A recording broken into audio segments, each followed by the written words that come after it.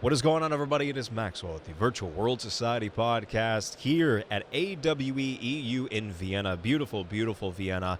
And here with Jan, another brilliant individual in the XR community. Thank you so much for joining me today.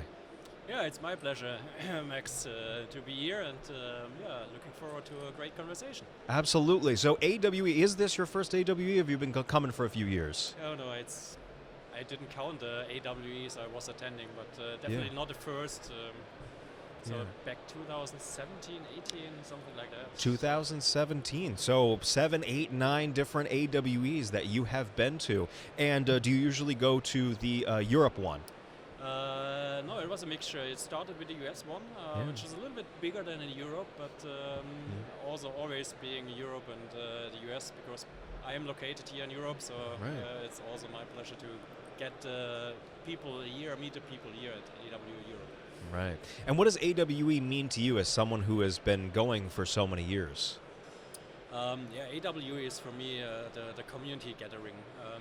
If you want to be up to date and what's happening out there and also get a little bit of feeling for the needs and where the industry is striving for, this is the point to talk to the relevant people. Right. And talking to all these people and building these connections, I'm imagining that you've built a lot of connections and networking through AWE throughout the years. Yes, of course. This network is a living network, and also what is one of the outputs of AWE is the consistency. There is always after AWE or the next AWE, but you have this network and these exchanges going on in between. Yeah. And how has the industry changed since first starting to go to AWE in 2017? I know there's been a lot of new tech that's come out. Yes, so what should I say about that?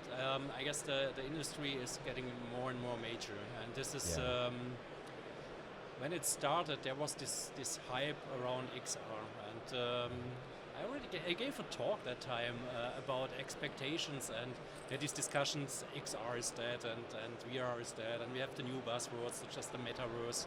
Now it's the AI, and I gave a talk about managing the expectations. Everything is expecting this hockey stick growth, and I said, hey, we are on a continuously journey in this industry, because we are not talking about hardware, we are not talking about software alone or this and that. It's an ecosystem, and this ecosystem needs to be built up. If you do not have an acceptance by the user, there's the problem. It's not only the hardware, so you need a use case. And ecosystem has different speed of progress, and now AI is just a part of it, adding another flavor. So a lot of things is happening. Industry is getting more and more major, and we are talking about now implementing the next steps. Yeah, and managing those expectations, I completely agree that that's very important. It always seems like all the journalists who will report on XR who are not in XR always say, all right, well, everybody is saying this is going to be the next big thing, but is it actually? So it's more of an iterative process. It's continuously changing. We have an upswing, then down, then up, and then down. Is that kind of what it's like? I would not say it's a down. It's just the focus is shifting a little bit, but overall, XR is the base for everything. Yeah. And also the combination of the different technologies. Remember back the time when we are not able to capture the reality around us. You have limited use cases. Now we have more and more potential and possibilities. So the growth of use cases makes it more, transform it more to the people and the mass market. Yeah. If those changes that continuously happen, is there anything that helps with those shifts or the acceleration of the technology, such as the larger corporations like Meta and Apple kind of fighting against each other and saying, I have the best headset. Now I have the best headset. Is that positive for the industry? It's always great to have this competition in every area. So, of course, from an end user perspective, it's great because this also drives the technology and the integration. But don't forget, hardware is just a piece of the puzzle. Yeah.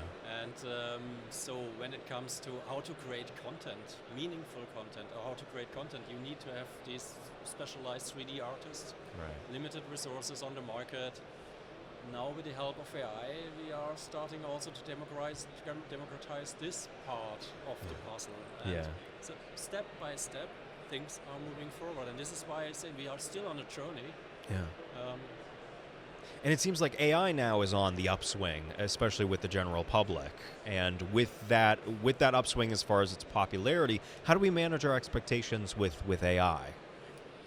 um, that's a difficult question to answer because this field is similar to XR in the past. It's moving quite fast, and just focus on one technology and try to understand it, and with a blink of an eye, the next evolution is there. Yeah. But yeah, you need to be up to date and keep the speed. Yeah. The adjustments certainly help as far as the adaptability, being able to adapt to the new technology.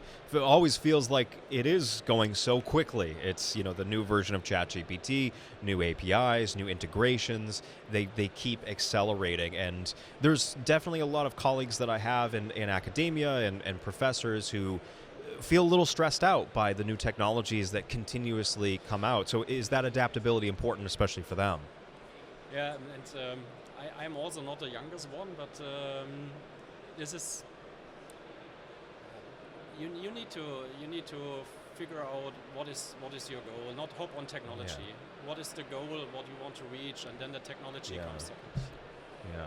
I really like that. Focus on the goal first, and then find a technology that fits that goal, essentially, which is a lot easier to figure out than saying, all right, well, I have to learn this new technology, even though it might not be relevant to me. It might not be something that I even necessarily need to use. I notice that a lot of people do that. They see the new version of ChatGPT, and even though it's cool, they're using it for why? But now you are more specialized in one direction. Before it was more you have a broad level of experience as an expert. Yeah. Now you need to be an expert in this niche, and this niche, and this niche, and the overall challenge is to connect these different expertise. Yeah, absolutely.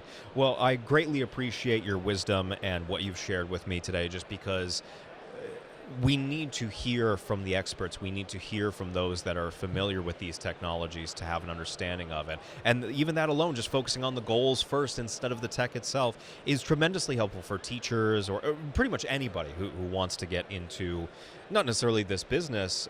They can get into this business. We welcome all, but want to understand the technology first. So I appreciate your wisdom and insight and coming and sitting and talking to me here in Vienna. Thank you. It was my pleasure, and great to have you here.